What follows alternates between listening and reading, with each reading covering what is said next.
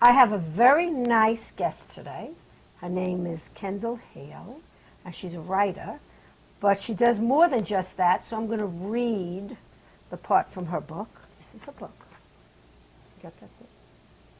That's a younger picture of you, huh? Mm-hmm. Yeah. Different. 30s. 30s. Probably mid-30s. Mid-30s. Mm-hmm. Okay, so it says she's a massage therapist, a yoga instructor, a wellness retreat owner who lives on a farm in the Blue Ridge Mountains near Asheville, North Carolina. Fairview.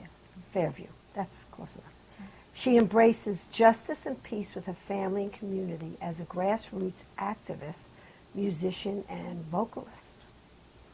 All right? Mm-hmm. That's it. That's you in a nutshell. That's me in a nutshell. All right. Why write your memoirs? Well, it started... a long time ago. Yeah. Yeah. 12 years ago, actually. There were a group of us, mostly from the Boston area, which is where I moved from, who were very interested because we've lived through such dynamic, politically exciting, and very controversial times, and had grown out of the 60s and had continued to do a lot of really good social justice work that we felt had really gotten lost and would not get recorded in the history books unless we decided to write it. Oh, so I see. we agreed that we would come together and decide which chapters and which experiences people would write collectively. Now that book project never got published, but it was the start. The early chapters in my book were written in that project. And then after those early years, I decided to go ahead and continue writing, and make it a bridge book that spoke to the 60s, the 70s, the 80s, and then even transitioned into the last half of life. Yeah. And so it's not just the typical kind of 60s, if you will, memoir, which a lot of people have written about that period of time.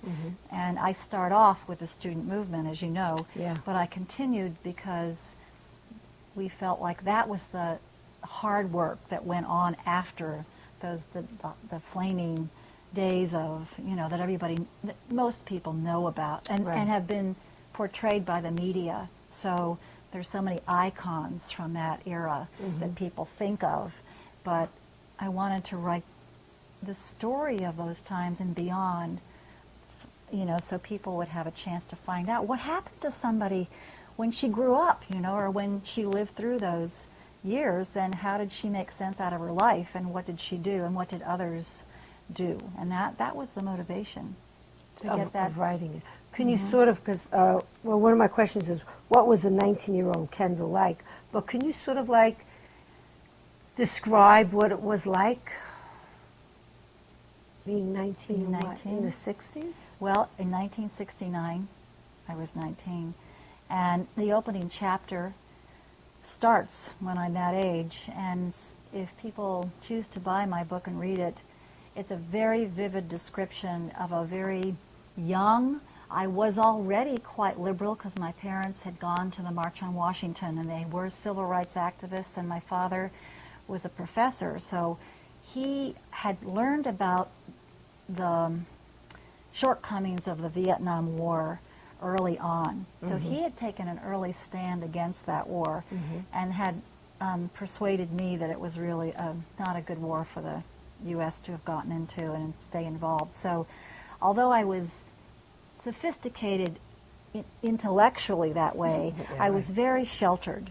And so when I got to the campus at the University of Wisconsin in Madison, it was quite overwhelming because there was so much. The Black Panthers were there, the teaching assistants were on strike, there were huge anti-war demonstrations, and you couldn't get out of bed a single morning on that campus without some major picket line or rally happening. SDS, Students for Democrat Society, were holding gigantic meetings.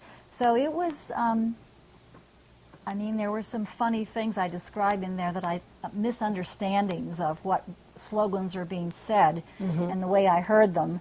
But then it, I gradually kind of got, I mean, you're around there long enough, you start to figure things out, and you become a little more. So you were really involved. I mean, you just jumped right in. Yeah, I did. I jumped in, and it really completely shaped and changed my life on so many levels that, as I say in the book, I remember one phrase, it was like transformation by fire. Yes, that's what I felt like when I was reading the book. Yeah. There was a lot of stuff going on, and you just kept going, bouncing off, trying to figure it all out. Yeah, and that's what it was. It was just, every day hearing something new, hearing a different perspective, trying to understand what people were saying, why were people so angry, but then resonating with it, and having a lot of that anger already had been there. I had a lot of resentment by the time I got to the campus. I was already pretty disturbed at society and the grown-ups that were running the country, Right. And then, of course, the women's movement started, and there was a lot of pent-up frustration that I wasn't even aware of that came to the surface because as young women, some of them just have no idea Of of what we were still dealing with. Right. I remember getting there, we had just been allowed to stay out past 11 o'clock. I mean, in those days, women were required to come in at night. So, I mean, the idea of having to come in and check in and all those things, I mean, I had to wear dresses in high school. So, it's sort of inconceivable. It's like my mother, your mother, trying to explain to us, or our grandmothers, what it was like before women had the right to vote. My sister she headed a protest in the high school about wearing pants. Yeah. And this was during that era. Yeah. It's like you didn't wear pants. Yeah, they You wouldn't wore let you. dresses, and that was it. Yeah. So it's funny because we've come a long way. Oh, absolutely. Incredible. Yeah. Incredible. Do you want to just tell about a specific experience? I mean, I know we don't have a lot of time in those days, so people can get a feel for what you went through. Well, I think the difference between me and a lot of people, me and the people that I start to describe, are the people who, there was the weather underground in SDS that became very violent and got into a lot of that. And then there were other splits, and people that I ended up working with were people who eventually what led me to work in in my second chapter. I described trying to organize a union in Boston, and then moving from that into a major shipyard, and being one of 50 women in a yard of 5,000 men.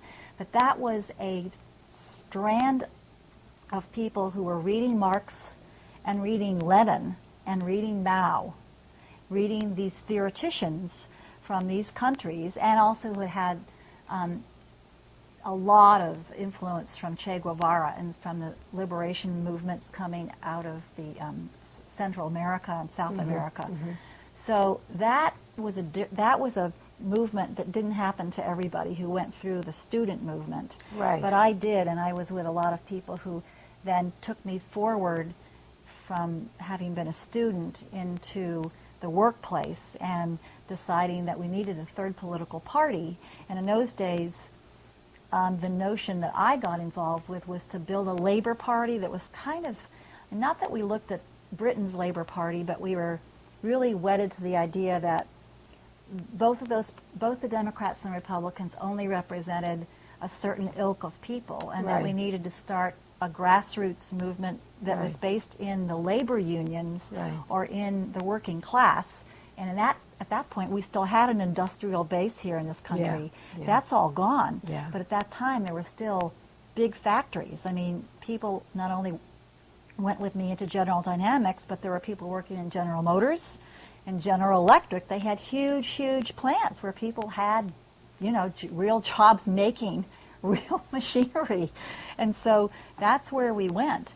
And that's the difference between many people who just kind of became, kind of regular Americans and had careers, and those of us that took that direct